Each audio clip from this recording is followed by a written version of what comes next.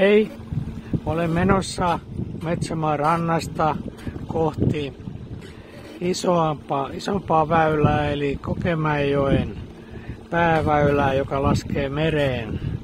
Täällä on suistossa runsaasti kasvillisuutta. Tämä on joskus ollut ihan avovesi ja nyt tästä vaan menee tämmöinen meneväylä läpi. Tämä on Meriporin Pihlavan Metsämaan kaupunginosan veneranta, josta olen nyt sitten ottanut kurssin kohti Soodön saarta, Lyttyläpuolista reunaa. Tänään on kirkas poutasää, poutapilvet tuolla kaupungin suunnassa ja kohta tullaan pääväylälle, niin sieltä näkyy sitten Reposaaren suuntaan. Tässä veneessä on nyt tämmöinen ulkopuolinen sähköperämoottori ja veneessä on kaksi akkua, 275 amperitunnin akkua, joita aurinkokenno lataa. Aurinkokenno näkyy tässä penkin vieressä.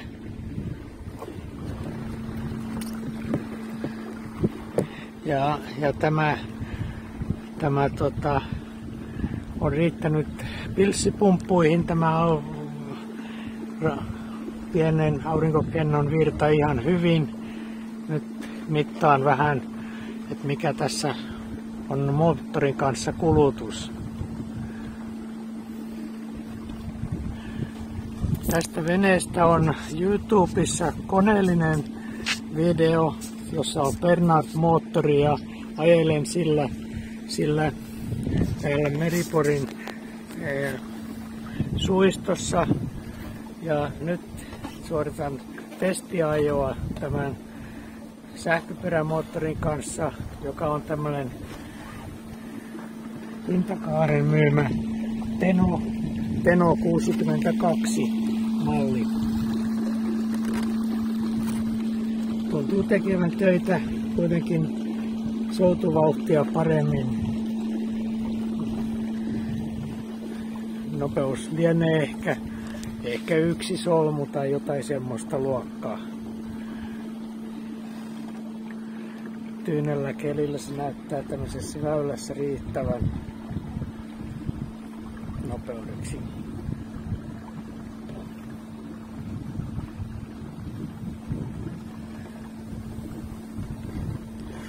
Tämä vene on ollut Arposen perheessä minun vanhempieni kesäasunnolla ensiksi ja sitten tämä on ollut sahatyöläisen Jussi Kuusiston käyttöveneenä. Tässä oli Clinton moottori ja hän aina välillä otti sen moottorin irti ja saa sillä polttopuita. Sen käyttö oli sitten semmoinen.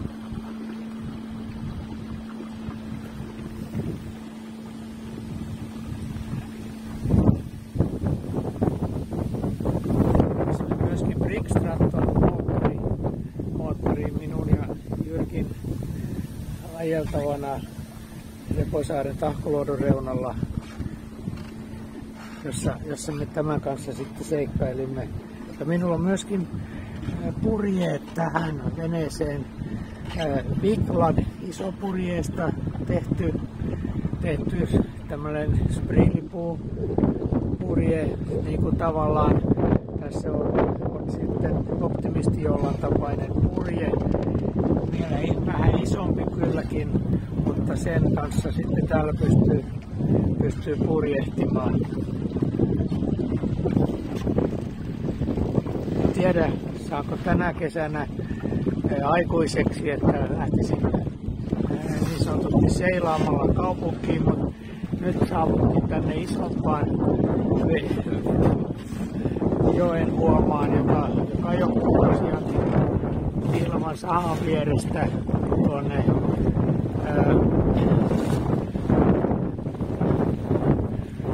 Kaupan selälle ja Tahkoluodon suuntaan.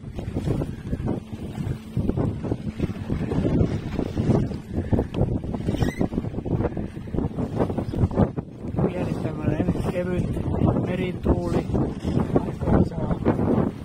Kokemäenjoen vastavirrasta tällaisia pieniä aaltoja ja tämän työntö näyttää nyt riittävän tässä ja vastatuulessakin. Että kyllä tämä matka hieman etenee ja tosiaankin paremmin kuin soutamalla tämmöisessä olosuhteessa. Pihlavan sahan niin sanottu iso suuli näkyy tuossa edessä ja sen kohdalla on usein uistelijoita, kuhaa ja ahventa täältä. Liikenne näyttää joella olevan vähäistä. Tuolla Reposaaren päällä näkyy selkeästi tämmöinen merisavu kerros, että ilmeisesti siellä on jonkin verran vielä tämmöistä sumua ja akusta näyttää riittävän tehoa myöskin mun sähköpilssipumppuun, joka tässä nyt tyhjentää vähän venettä. Tässä veneessä on köliraudan juuresta ehkä pieniä vuotoja. Ja näin kun istun perässä, niin se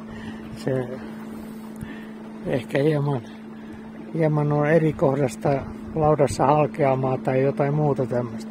Tämä on 60-luvulla arvioisin tehty tämä vene peipussa, Merikarvian peipussa ja käyttöveneeksi tervattu aikanaan monta kertaa ja sitten tähän on laitettu ohut kuitukangas. Sitten tuolla Turussa Aislahden Jukalla tämä oli muutamia vuosia niin sanotusti lainassa ja hän asennutti tähän tai teki tähän tämmöistä tiivistävän yhden kankaan epoksi liipatun kankaan kerroksen tuonne pohjaan, mutta jostain syystä se ehkä köliruuvien tai joidenkin kautta sitten hieman vuotaa, mutta sähköpumppu pitää huolen tästä tilanteesta aivan hienosti. Yritän ottaa nyt selfie-kuvaa itsestäni täällä ulko-olosuhteessa. Katsotaan miten se laikaa sitten onnistuikaan.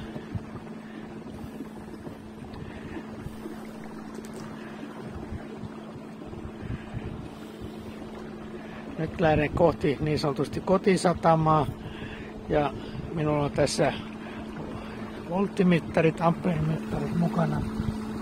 Suoritan nyt sitten vähän testiajoa ja katsotaan mitä tämä virtaa tämä moottori, kun tällä ajelee.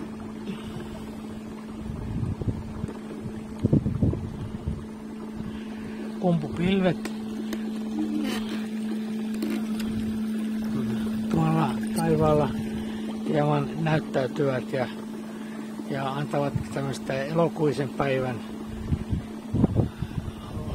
hyvän sään tuntua melko hienosti.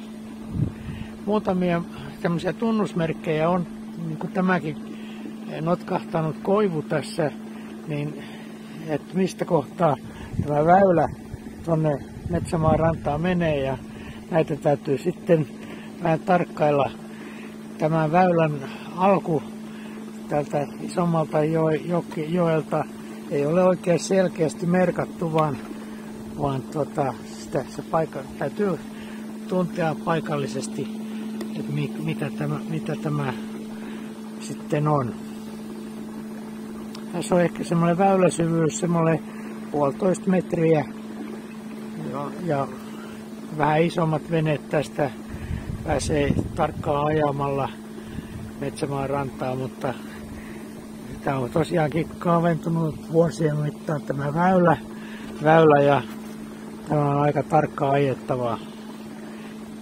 Meidänkin isompi vene on tästä joskus laskettu veteen tämän väylän kautta, mutta nyt olen luopunut siitä tilanteesta.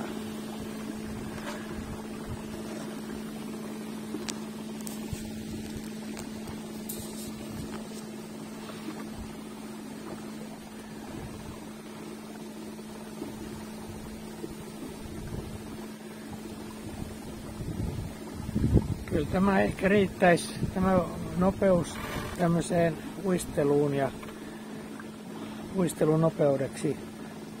Tästä väylältä on joskus saatu pieniä haukia ja ahvenia, semmoista suittamista.